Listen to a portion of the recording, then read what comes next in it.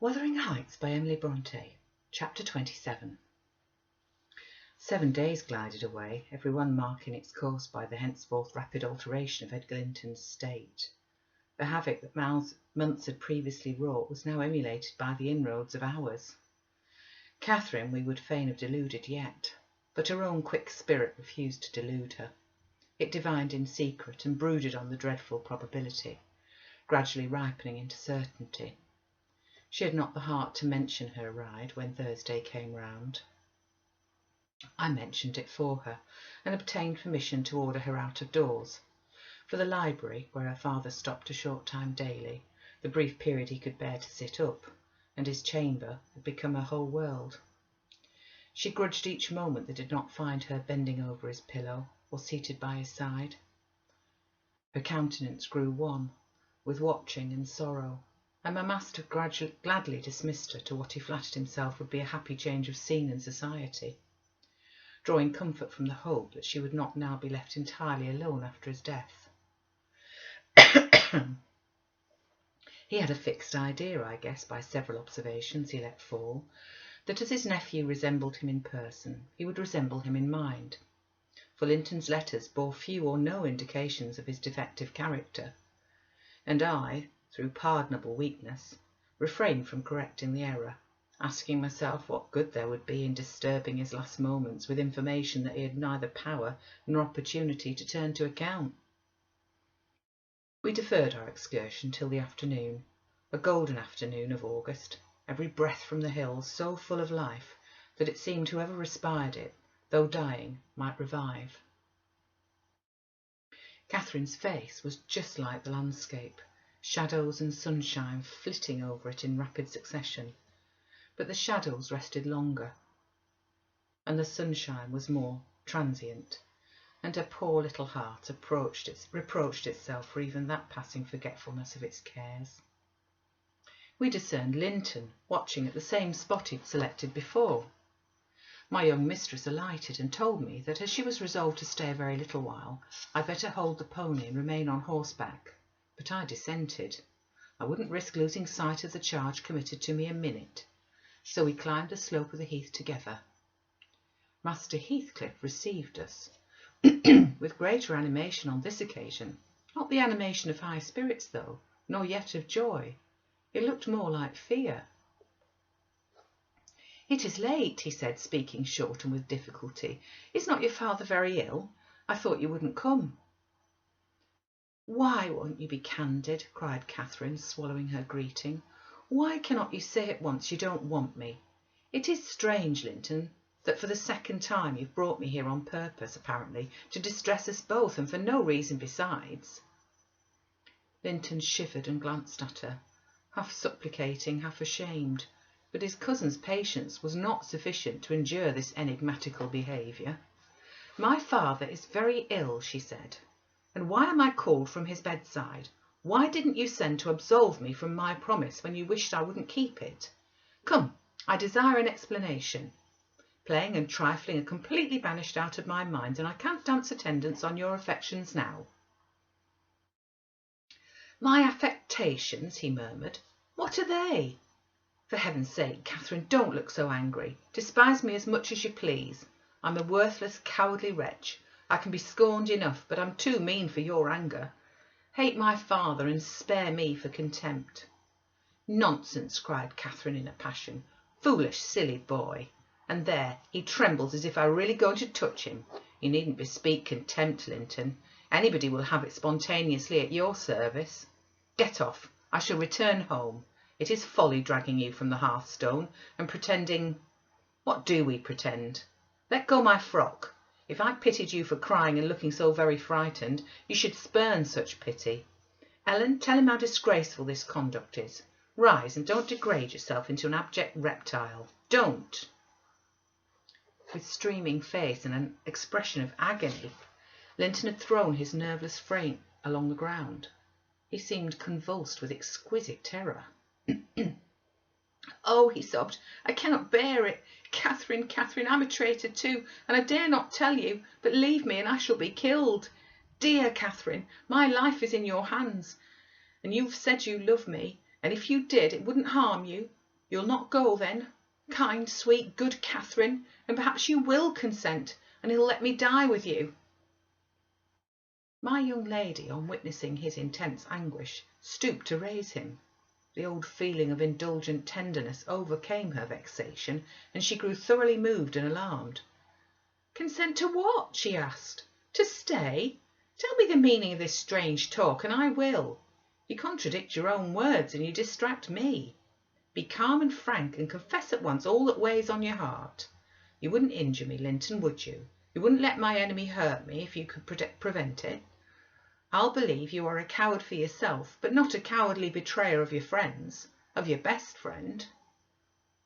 "But my father threatened me," gasped the boy, clasping his attenuated fingers, "and I dread him. I dread him. I dare not tell." "Oh well," said Catherine with scornful compassion, "keep your secret. I'm no coward. Save yourself. I'm not afraid." Her magnanimity provoked his tears. He wept wildly, kissing her supporting hands, and yet could not summon courage to speak out. I was cogitating what the mystery might be, and determined Catherine should never suffer, to benefit him or anyone else, by my goodwill, when, hearing a rustle among the ling, I looked up and saw Mr. Heathcliff almost close upon us, descending the heights. He didn't cast a glance towards my companions, though they were sufficiently near for Linton's sobs to be audible, but hailing me in an almost hearty tone, he assumed to none besides, and the sincerity of which I couldn't avoid doubting. He said, "It is something to see you so near my house, Nelly. How are you at the Grange? Let us hear. The rumour goes," he added in a lower tone, "that Edgar Linton is on his deathbed. Perhaps they exaggerate his illness." "No, my master is dying," I replied. "It's true enough. A sad thing it'll be for all of us, but a blessing for him." "How long will he last, do you think?" he asked. "I don't know," I said. "Because," he continued, looking at the two young people who were fixed under his eye, Linton appeared as if he could not venture to stir or raise his head, and Catherine could not move on his account. "Because that lad yonder seems determined to beat me, and I'd thank his uncle to be quick and go before him. Hello, has the whelp been playing that game long? I did give him some lessons about snivelling. Is he pretty lively with Miss Linton generally?" "Lively? No, he's shown the greatest distress," I answered. "To see him, I should say that instead of rambling with his sweetheart on the hills, he ought to be in bed under the hands of a doctor." "He shall be in a day or two," muttered Heathcliff. "But first, get up, Linton, get up," he shouted. "Don't grovel on the ground there. Up this moment." Linton had sunk prostrate again, in another paroxysm of helpless fear caused by his father's glance towards him. There was nothing else to produce such humiliation. He made several efforts to obey, but his little strength was annihilated for the time, and he fell back with a moan. Mr. Heathcliff advanced and lifted him to lean against a ridge of turf. "Now," he said with curbed ferocity, "I'm getting angry, and if you don't command that paltry spirit of yours, damn you, get up directly." "Oh, I will, father," he panted, "only let me alone or I shall faint. I've done as you wished, I'm sure. Catherine will tell you that I've been cheerful. Keep by me, Catherine. Give me your hand." "Take mine," said his father. "Stand on your feet. There now, she'll lend you her arm. That's right. Look at her. You should imagine I was the devil himself, Miss Linton, to excite such horror. Be so kind as to walk home with him, will you? He shudders if I touch him."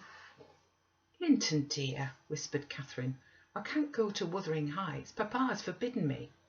"He'll not harm you. Why are you so afraid?" "I can never re-enter that house," he answered. "I'm not to re-enter it without you." "Stop," cried his father. "We'll respect Catherine's filial scruples. Nelly, take him in, and I'll follow your advice concerning the doctor without delay." "You'll do well," replied I, "but I must remain with my mistress. To mind your son is not my business." "You are very stiff," said Heathcliff, "I know that. But you'll force me to pinch the baby and make it scream before it moves your charity. Come then, my hero, are you willing to return, escorted by me?" He approached once more and made as if he would seize the fragile being, but shrinking back, Linton clung to his cousin and implored her to accompany him with a frantic importunity that attempted no denial. admitted no denial. However I disapproved, I couldn't hinder her. Indeed, how could she have refused him herself? What was filling him with dread we had no means of discerning, but there he was, powerless under its grip, and any addition seemed capable of shocking him into idiocy. We reached the threshold. Catherine walked in, and I stood waiting till she had conducted the invalid to a chair, expecting her out immediately, when Mr. Heathcliff, pushing me forward, exclaimed, "My house is not stricken with the plague, Nelly, and I've a mind to be hospitable today. Sit down and allow me to shut the door." He shut and locked it also. I started. "You shall have tea before you go home," he added. "I'm by myself. Hareton's gone with some cattle to the Lees, and Zillah and Joseph are off on a journey of pleasure. And though I'm used to being alone, I'd rather have some interesting company if I can get it. Miss Linton, take your seat by him. I give you what I have. The present is hardly worth accepting, but I've nothing else to offer. It is Linton, I mean." How she does stare! It's odd what a savage feeling I have to anything that seems afraid of me. Had I been born where laws are less strict and tastes less dainty, I should treat myself to a slow vivisection of those two as an evening's amusement. He drew in his breath, struck the table and swore to himself. "By hell, I hate them." "I'm not afraid of you," exclaimed Catherine, who could not hear the latter part of his speech. She stepped close up, her black eyes flashing with passion and resolution. "Give me that key. I will have it," she said. "I wouldn't eat or drink here if I was starving." Heathcliff had the key in his hand that remained on the table. He looked up, seized with a sort of surprise at her boldness, or possibly reminded by her voice and glance of the person from whom she'd inherited it. She snatched at the instrument and half succeeded in getting it out of his loosened fingers, but her action recalled him to the present. He recovered it speedily. "Now, Catherine Linton," he said, "stand off or I shall knock you down, and that will make Mrs. Dean mad." Regardless of this warning, she captured his closed hands and its contents again. "We will go," she repeated, exerting her utmost efforts to cause the iron muscles to relax, and finding that her nails made no impression, she applied her teeth pretty sharply. Heathcliff glanced at me, a glance that kept me from interfering a moment. Catherine was too intent on his fingers to notice his face. He opened them suddenly and resigned the object of dispute, but ere she'd well secured it, he seized her with the liberated hand, and pulling her on his knee, administered with the other a shower of terrific slaps on the side of the head, each sufficient to have fulfilled his threat, had she been able to fall. At this diabolical violence I rushed on him furiously. "You villain!" I began to cry. "You villain!" A touch on the chest silenced me. I'm stout and soon put out of breath, and what with that and the rage, I staggered dizzily back and felt ready to suffocate or burst a blood vessel. The scene was over in 2 minutes. Catherine, released, put her 2 hands to her temples and looked as if she were not sure whether her ears were off or on. She trembled like a reed, poor thing, and leant against the table, perfectly bewildered. "I know how to chastise children, you see," said the scoundrel grimly as he stooped to repossess himself of the key, which had dropped to the floor. "Go to Linton now, as I told you, and cry at your ease. I shall be your father tomorrow, all the father you'll have for a few days, and you shall have plenty of that. You can bear plenty, you're no weakling. You shall have a daily taste if I catch such a devil of a temper in your eyes again." Cathy ran to me instead of Linton, and knelt down and put a burning cheek on my lap, weeping aloud. Her cousin had shrunk into a corner of the settle, as quiet as a mouse, congratulating himself, I dare say, that the correction had lighted on another than him. Mr. Heathcliff, perceiving us all confounded, rose and expeditiously made the tea himself. The cups and saucers were laid ready. He poured it out and handed me a cup. "Wash away your spleen," he said, "and help your own naughty pet and mine. It's not poison, though I prepared it. I'm going out to seek your horses." Our first thought on his departure was to force an exit somewhere. We tried the kitchen door, but that was fastened. Outside, we looked at the windows. They were too narrow for even Cathy's little figure. "Master Linton," I cried, seeing we were regularly imprisoned, "you know what your diabolical father is after, and you shall tell us, or I shall box your ears as he has done your cousin's." "Yes, Linton, you must tell," said Catherine. "It was for your sake I came, and it will be wickedly ungrateful if you refuse." "Give me some tea, I'm thirsty, and then I'll tell you," he answered. "Mrs. Dean, go away, I don't like you standing over me. Now, Catherine, you're letting your tears fall into my cup. I won't drink that. Give me another." Catherine pushed another to him and wiped her face. I felt disgusted at the little wretch's composure, since he was no longer in terror for himself. The anguish he had exhibited on the moor subsided as soon as ever he entered Wuthering Heights, so I guess he'd been menaced with an awful visitation of wrath if he failed in decoying us there, and, that accomplished, he had no further immediate fears. "Papa wants us to be married," he continued after sipping some of the liquid, "and he knows your papa wouldn't let us marry now, and he's afraid of my dying if we wait. So we're to be married in the morning, and you're to stay here all night, and if you do as he wishes, you shall return home next day and take me with you." "Take you with her, pitiful changeling!" I exclaimed. "You marry? Why, this man is mad, or he thinks us fools, every one. And do you imagine that beautiful young lady, that healthy, hearty girl, will tie herself to a little perishing monkey like you? Are you cherishing the notion that anybody, let alone Miss Catherine Linton, would have you for a husband? You want whipping for bringing us in here at all, with your dastardly puling tricks, and don't look so silly now. I've a very good mind to shake you severely for your contemptible treachery and your imbecile conceit."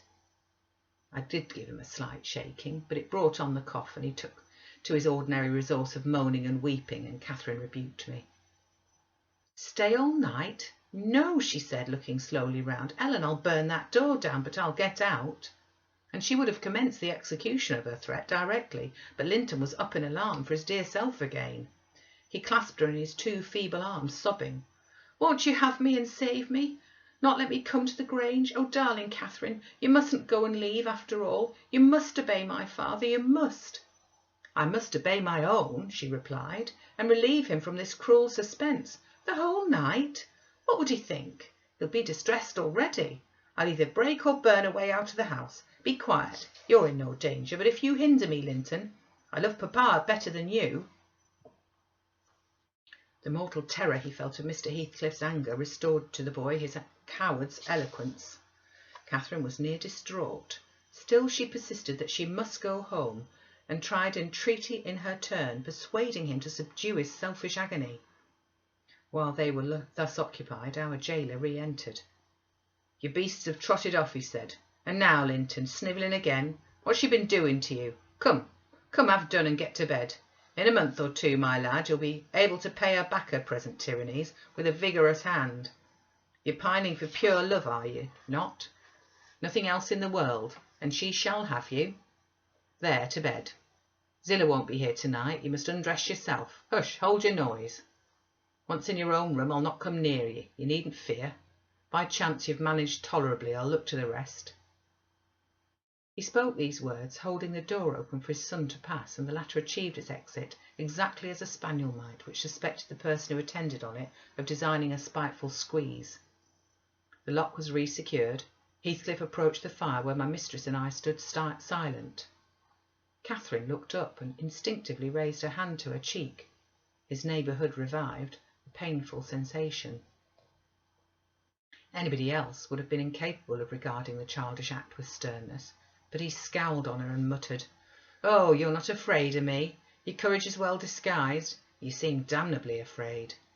"I am afraid now," she replied, "because if I stay, papa will be miserable, and how can I endure making him miserable when he, Mr. Heathcliff, let me go home? I promised to marry Mr. Heathcliff, let me go home. I promised to marry Linton. Papa would like me to, and I love him. Why should you wish to force me to do what I'd willingly do myself?" "Let him dare to force you," I cried. "There's law in the land, thank God there is, though we be in an out-of-the-way place. I'd inform if he were my own son, and it's felony without benefit of clergy." "Silence," said the ruffian. "To the devil with your clamour. I don't want you to speak, Miss Linton. I shall enjoy myself remarkably in thinking your father will be miserable. I shall not sleep for satisfaction. You could have hit on no surer way of fixing your residence under my roof for the next 24 hours than informing me that such an event would follow. As to your promise to marry Linton, I'll take care you should keep it. for you shall not quit this place till it is fulfilled." "Send Ellen, then, to let papa know I'm safe," exclaimed Catherine, weeping bitterly, "or marry me now. Poor papa! Ellen, he'll think we're lost. What shall we do?"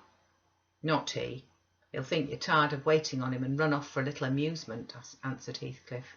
"You cannot deny that you entered my house of your own accord, in contempt of his injunctions to the contrary, and it's quite natural that you should desire amusement at your age, and that you would weary of nursing a sick man, and that man only your father. Catherine, his happiest days were over when your days began. He cursed you, I dare say, for coming into the world. I did, at least. I'd join him. I don't love you. How should I? Weep away. As far as I can see, it'll be your chief devotion hereafter, unless Linton make amends for other losses, and your provident parent appears to fancy he may. His letters of advice and consolation entertained me vastly. In his last he recommended my jewel to be careful of his, and kind to her when he got her. Careful and kind, that's paternal. But Linton requires his whole stock of care and kindness for himself. Linton can play the little tyrant well. He'll undertake to torture any number of cats if their teeth be drawn and their claws pared. You'll be able to tell his uncle fine tales of his kindness when you get home again, I assure you." "You're right there," I said. "Explain your son's character, show his resemblance to yourself, and then I hope Miss Cathy will think twice before she takes the cockatrice." I don't much mind speaking of his amiable qualities now," he answered, "because she must either accept him or remain a prisoner, and you along with her till your master dies. I can detain you both, quite concealed here.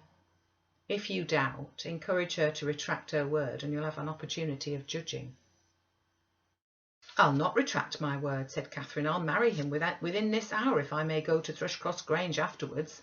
Mr. Heathcliff, you're a cruel man, but you're not a fiend, and you won't, from mere malice, destroy irrevocably all my happiness. If papa thought I'd left him on purpose, and if he died before I returned, could I bear to live? I've given over crying, but I'm going to kneel here at your knee, and I'll not get up, and I'll not take my eyes from your face till you look back at me. No, don't turn away. Do look. You'll see nothing to provoke you. I don't hate you. I'm not angry that you struck me. Have you never loved anybody in your whole life, uncle? Never? Ah, you must look once. I'm so wretched you can't help being sorry and pitying me."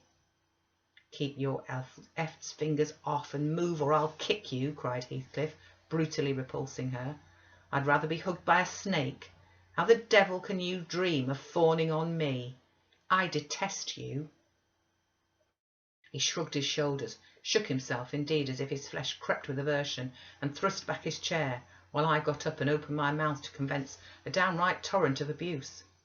But I was rendered dumb in the middle of the first sentence by a threat that I should be shown into a room by myself the very next syllable I uttered.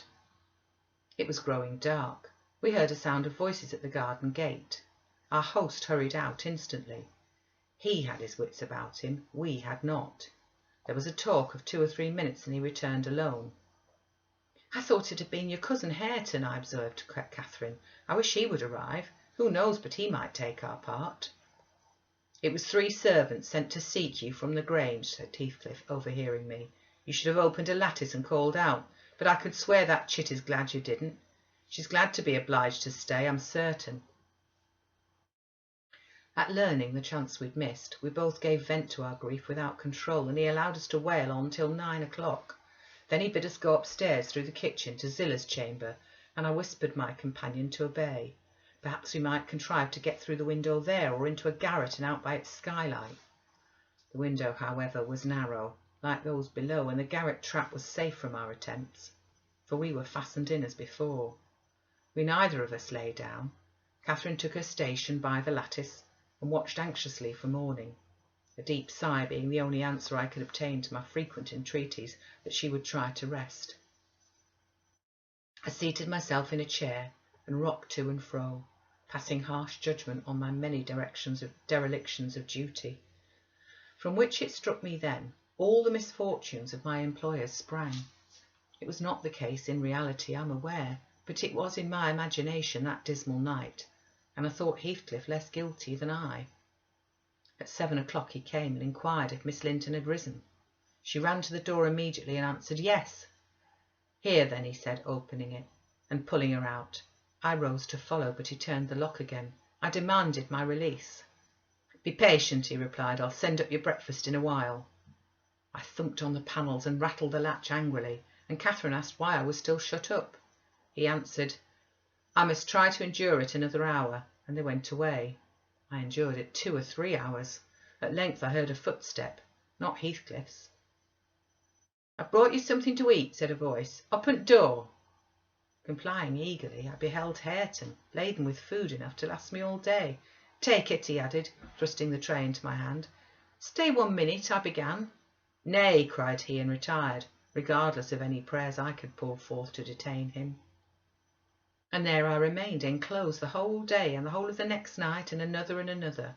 5 nights and 4 days I remained, altogether, seeing nobody but Hareton once every morning, and he was a model of a gaoler, surly and dumb and deaf to every attempt at moving his sense of justice or compassion.